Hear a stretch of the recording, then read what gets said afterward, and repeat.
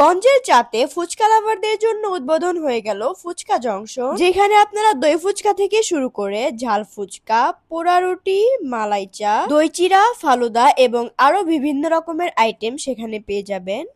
Hello everyone, আসসালামু আলাইকুম। It's me Afsana Jerry. আমি আজকে চলে এসেছি এনায়েতপুর বেতির গঞ্জের চায়ের দোকানে।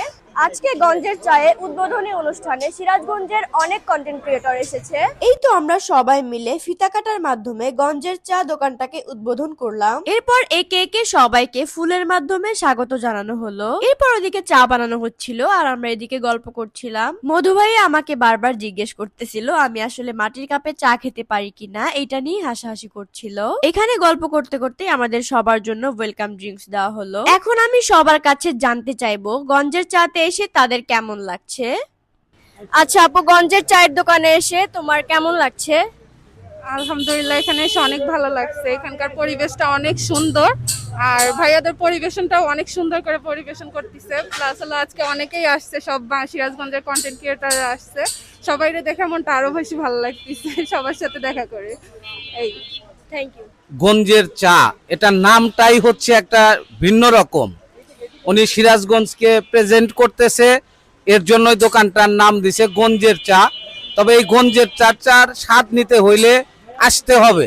আপনারা ভিডিও দেখে যদি কেউ স্বাদ নিতে চান তাহলে কখনোই সম্ভব না। ধন্যবাদ। আচ্ছা ভাইয়া, গঞ্জের চায়ের দোকানে এসে আপনার অনুভূতিটা কেমন যদি একটু জানাতেন।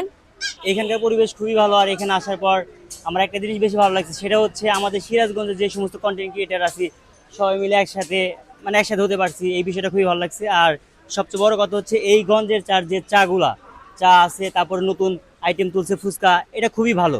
তো আমি সবসময় সবাইকে একটা কথাই বলবো, আপনারা যারা আশেপাশে আছেন, এই বেলকুচির আশেপাশে আছেন, অবশ্যই এখানে আসবেন, একবার টেস্ট করে যাবেন। গঞ্জের চায়ের দই ফুচকাটা এখন আমি ট্রাই করব এন্ড এর টেস্টটা আমি আপনাদের সাথে শেয়ার করব।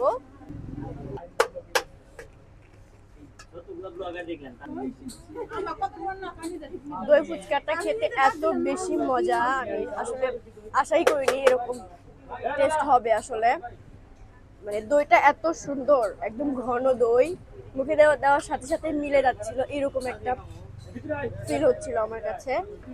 এন্ড এটা খেতে আমার কাছে অনেক বেশি ভালো লাগছে।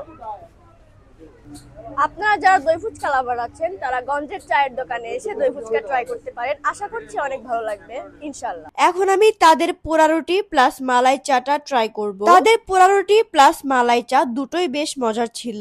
তো আজকের ভিডিও এই পর্যন্তই। তোমাদের সবার কাছে ভিডিওটা কেমন লাগলো কমেন্টস করে জানাবা। আজকের মতো এখানেই বিদায় নিচ্ছি। সবাই ভালো থাকো, সুস্থ থাকো, আল্লাহ হাফেজ।